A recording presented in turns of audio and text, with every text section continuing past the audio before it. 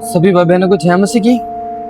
आज हम पढ़ेंगे उत्पत्ति की पुस्तक, उसकी 32 आयत, उसकी 10 अध्याय में लिखा है, तूने जो जो काम अपनी करुणा और सच्चाई से अपने दास के साथ किए हैं, कि मैं जो अपनी झड़ी ही लेकर इस यरदन नदी के पार उतर आया, और अब मेरे 2 दल हो गए हैं, और तेरे ऐसे से कामों से मैं एक के भी योग्य तो नहीं हूँ। मेरी विनती सुनकर मुझे मेरे भाई एसाव के हाथ से बचा।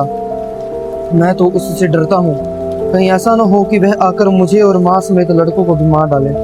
तूने तो कहा है कि मैं तेरी भलाई करूँगा और तेरे वंश को समुद्र की बालू के किनकों के समान बहुत करूँगा, वो बहुतायत के मारे गिने नहीं जा सकते।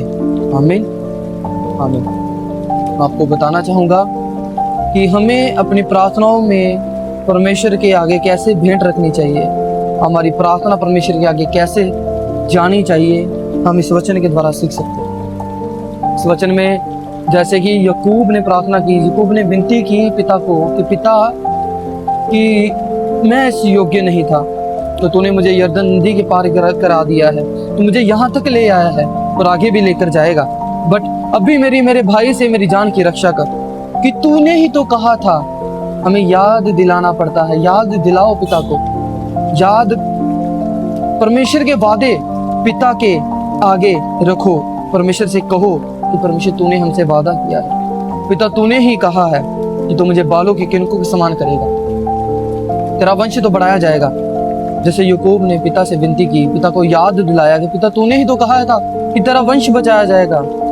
तो आज अगर मेरा भाई एसाव मुझे घात करे और मेरे घराने के सभी को मार दे, तो ऐसा ना होने पाए, क्योंकि तेरा वादा है ये। तो हमें कई बार पिता के वादे पिता से बोलने चाहिए, पिता के आगे रखने चाहिए, पिता से कहनी चाहिए, प्रार्थना में रखनी चाहिए, पिता से कहना चाहिए कि पिता तेरा वंश बचाया जाएगा, ये तूने कहा है। पिता तूने कहा है कि तेरा वंश बचाया जाएगा, पिता तूने कहा है कि तेरा प्रकाश बढ़ेगा, पिता तूने कहा है कि जैसे मैंने महिमा पाई तू भी महिमा पाएगा, पिता जैसे तू मृत्यु में से जी उठा वैसे मैं भी जी उठूंगा।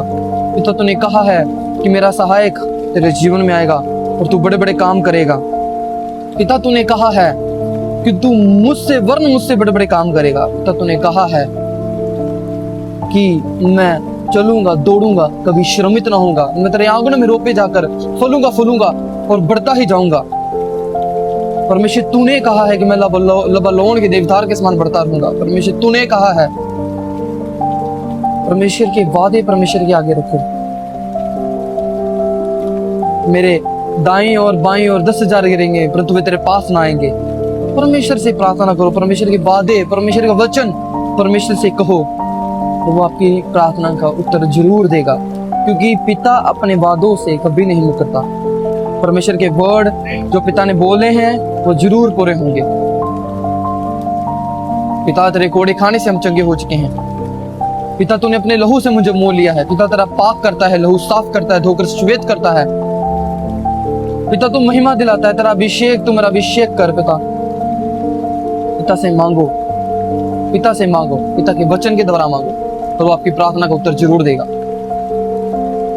सबको आशीष मिले। मसीह प्रभु यीशु मसीह के नाम में मांगते हैं, आमीन आमीन।